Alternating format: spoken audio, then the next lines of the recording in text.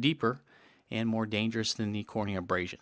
So this is an eye that's had a laceration. If we put our slit beam through here and look closely, you can really get a sense, the slit beam, that there is a line going right through the cornea. That slit beam lets you see that there's been a laceration all the way from the front of the cornea through to the back of the cornea here, and that is what we call a corneal laceration. And there's some other hints. This iris is kind of torn up here, so you know something got into the eye and probably hit the iris and hit the lens underneath.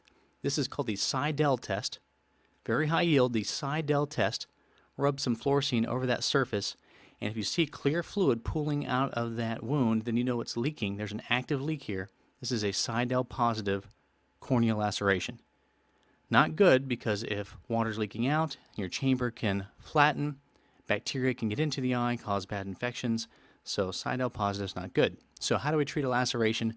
Well, in this case, there was a laceration, but the chamber was pretty deep, so sometimes just putting a contact lens and seeing if it will seal up on its own can work. Other times we'll glue the area, but most of the time we do go straight to suturing, basically sew the thing up, because you can't have a leaking eyeball. You're set up for endophthalmitis, just not a good thing. Here's a little trick I learned back in residency. This is